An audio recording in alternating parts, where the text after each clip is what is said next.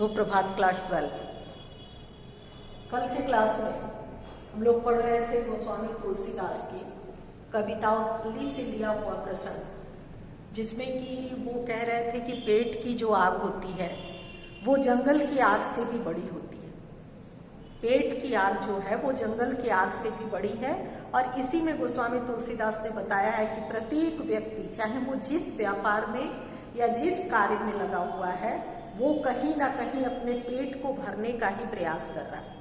उस व्यक्ति के द्वारा जो भी कार्य किया जा रहा है, वहाँ उन्होंने किसान से प्रारंभ किया था कि किसान है, श्रमिक है, शिकारी है, विद्यार्थी है,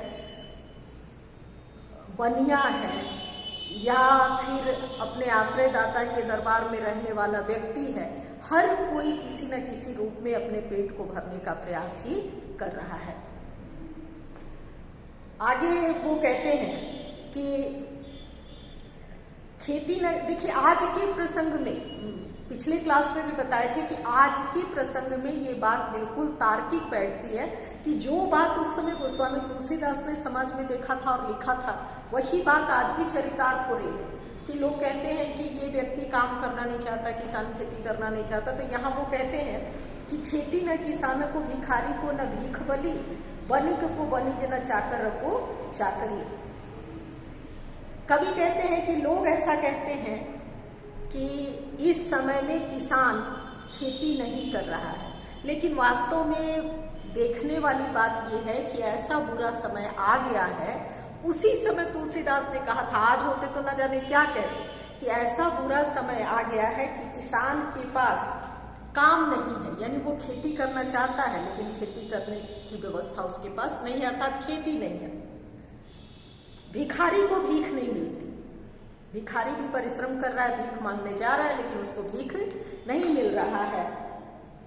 बनिक को बनिज न चाकर को चाकरी, और ना ही बनिए का व्यापार चल रहा है और ना ही नौकरी चाहने वाले लोगों को नौकरी मिल पा रही है। पूरी तरह से वो स्थिति आज भी उसी तरह से तार्किक है जैसा कि उस समय उन्होंने कहा था कि किसान खेती करना चाहता है लेकिन उसके पास खेती के लिए व्यवस्था नहीं है, उसके पास खेत नहीं है कि वो खेती कर पाए। तो वहां पर उन्होंने किसान की वो बात कही है कि जो नौकरी चाहने वाले लोग हैं उनको नौकरी नहीं मिल रही है, जो बनिया है वो व्यापार नहीं कर पा रहा है क्योंकि व्यापार की व्यवस्था नहीं है, और जो किसान है वो खेती नहीं कर पा रहा है। भिखारी भीख मांगने जाता है लेकिन उसको भीख नहीं मिल रही। जीविका विहीन लोग सिद्धि मान सोच बस, कहे एक एक न सो कहा जा का करे। कितनी अच्छी बात है कि कहते हैं कि इस प्रकार चारों तरफ जो लोग हैं, हर तरफ जो लोग हैं, वो अपने जीविका नहीं चला पाने के कारण, जीविका विहीन होने के कारण हर तरफ परेशान है, कहाँ जाएं क्या करें। वो शब्द प्रयोग करते हैं, अवधि उनकी भाषा थी, अवधि लिखा करते थे, तो उसमें उन्होंने लिखा है कि कहाँ जाएं क्या करें, यानी जो पीड़ित लोग हैं, जो जीविका के अभाव में दुखी और पीड़ित लोग हैं, उनको ये बात समझ में नहीं आ रही है कि कहाँ जाएं और क्या करें, कहीं भी जा करके क्या करना है या कहाँ जाके क्या करें, ये बात उनको समझ में नहीं आ रही है। क्योंकि जो भी, अगर एक भिखारी है तो उसकी जीविका क्या है, उसकी जीविका है भीख मांगना। एक भिखारी की जो जीविका है वो है भीख मांगना। अगर एक बनिया है तो उसकी जीविका है व्यापार करना, एक किसान है तो उसकी जीविका है खेती करना। तो ये कहते हैं जो नौकरी चाहने वाले लोग हैं उनकी इच्छा है कि उनको नौकरी मिल जाए, लेकिन ये सारी चीजें हो नहीं पा रही हैं, तो लोग परेशान हैं, पूरी तरह से जीविका विहीन लोग दुखी हैं और उनको ये बात समझ में नहीं आ रही है कि कहाँ जाएं और क्या करें। वेदहु पुराण कहे लोकहु विलोकती, साकरे सबे पे राम रावण ने कृपा करी, दारी दसानन दबाई दुनि दीन बंधु, दुरित दहन देखी तुलसी हाहाकर। कुछ भी समझ में नहीं आने के बाद, जब पूरी तरह से कुछ भी बातें समझ में नहीं आ रही हैं, कोई भी बात समझ में नहीं आ रही है, तो उसके बाद लोगों की क्या स्थिति है, लोग किस स्थिति में पड़े हुए हैं, ये बताने का तुलसीदास के द्वारा प्रयास हो रहा है कि जब जीविका की प्राप्ति नहीं हो रही है, जीविका विहीन लोग हैं, तो उस समय उनके मन में किस तरह का भाव आ रहा है, ये बताने का प्रयास तुलसीदास कर रहे हैं। वेद और पुराण भी कहते हैं।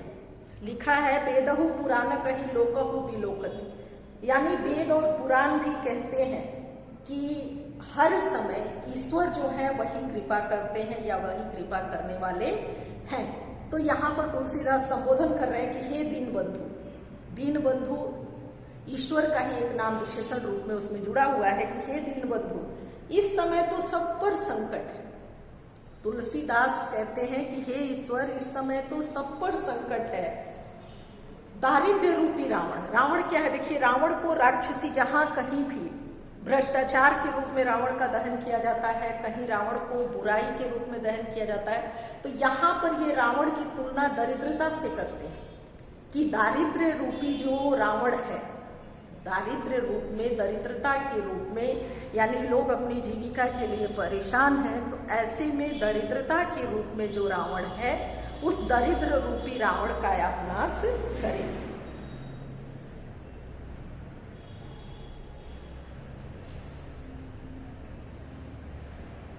फिर से एक बार सुन लीजिए कि पूरे प्रसंग में, इस कविता में तुलसीदास के द्वारा ये बताने का प्रयास किया है कि किसान खेती करना चाहता है, उसके पास खेती नहीं है कि वो खेती कर पाए। भिखारी भीख मांगने जाता है लेकिन उसको भीख नहीं मिलता। बनिया व्यापार करने जाता है लेकिन अपने व्यापार में वो सफल नहीं हो पाता। नौकरी चाहने वाले लोगों के पास नौकरी नहीं है। ऐसे में दरिद्रता रूपी रावण ने अपनी पूरी ज्वाला से सभी लोगों को ढक करके रखा, यानी चारों तरफ दरिद्रता का वातावरण है। तो ऐसे संकट की घड़ी में लोगों को ये बात समझ में नहीं आ रही है कि कहाँ जाएं और क्या करें। संकट के इस काल में लोगों को ये बात बिल्कुल समझ में नहीं आ रही है कि वो कहाँ जाएं और क्या करें।